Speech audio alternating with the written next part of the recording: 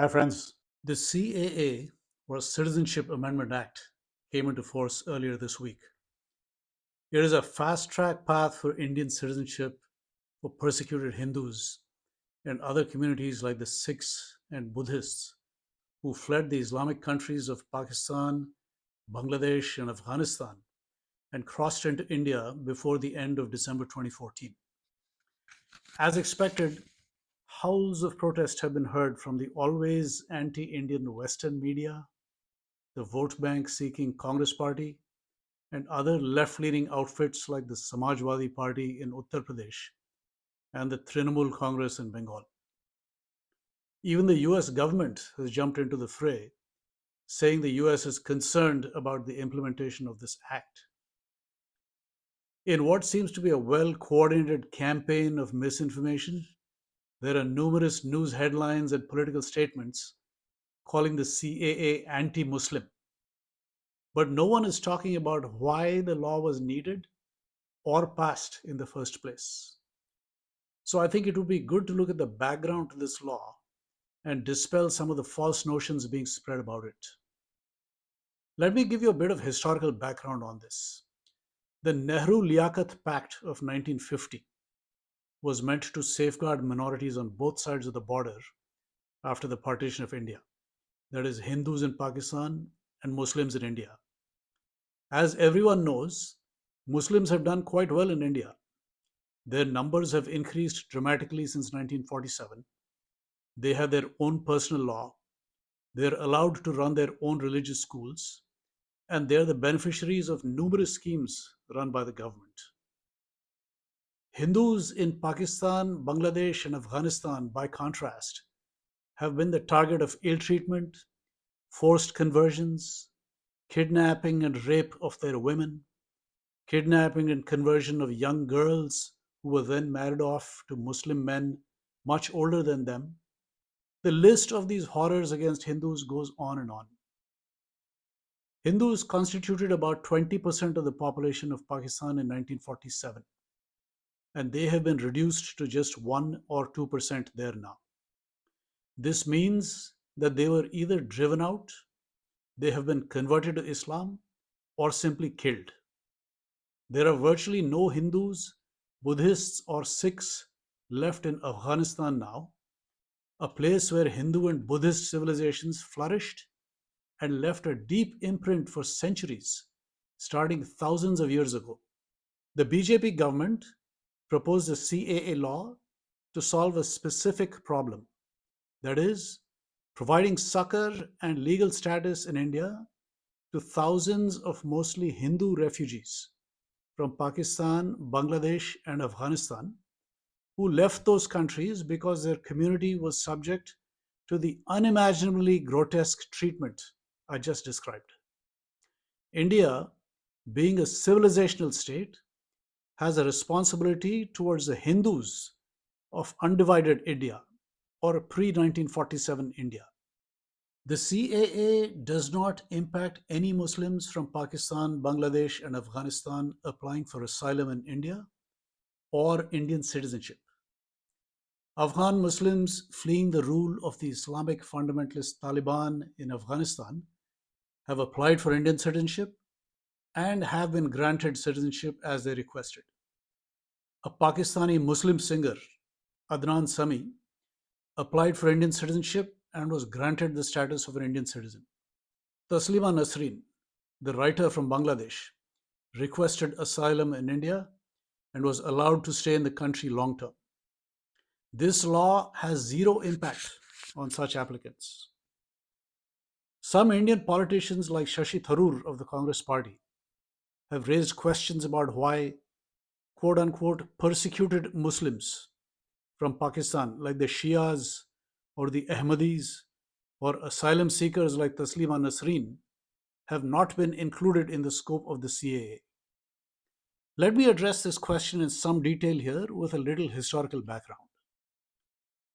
The scope of the CAA covers the religious persecution of Hindus by the Muslim majority in the three countries of Pakistan, Bangladesh, and Afghanistan. Pakistan in 1947 and then Bangladesh in 1971 were created as countries for the Muslims of the Indian subcontinent. The man who created Pakistan, Muhammad Ali Jinnah, was a Shia Muslim. Another politician who was instrumental in setting out the ideology of Pakistan, Zafrullah Khan, was an Ahmadi Muslim. Zafrullah Khan later became Pakistan's representative to the United Nations. These men knew full well that the Shia Muslim community and the Ahmadi Muslim community would be minorities in the country they wanted to create. And they also knew that the Sunni majority viewed them unfavorably. Religious tensions have increased in Pakistan since 1947, but these are due to sectarian differences within Islam, not religion based persecution like that being faced by the Hindus there. So, if today Sunnis are bombing Shia mosques or Sunnis are bombing Ahmadi mosques, this is a sectarian issue and it's not a problem for India to solve. And by the way, whether it is Sunnis, Shias, or Ahmadis, there is universal hatred among them for the idol worshipping Kafir Hindus. The Hindu hatred and indoctrination starts at a very young age in Pakistan via their educational curriculum. So there's a huge difference between the conditions of the Shias and Ahmadis and the Hindus who are being forcibly converted, kidnapped, raped, killed, or being forcibly married after conversion to Islam. This is the difference the Western media, the US government, and political outfits like the Congress Party are glossing over and not telling you about. Instead of talking about the benefits of this law to persecuted Hindus, they are busy misrepresenting the facts and vilifying Prime Minister Narendra Modi and the BJP government. Instead of educating their poorly educated vote bank, which has no idea what this legislation means or why it is needed, they are trying to pander to their imagined fears and keep them in the dark. How can a law meant to protect persecuted Hindus be anti Muslim when it doesn't affect the Muslims at all? No law is framed in a vacuum. If everyone were to be treated perfectly equally, you would not have special schemes in India for minorities or reservations for backward sections of society. Laws are passed after taking ground realities into account.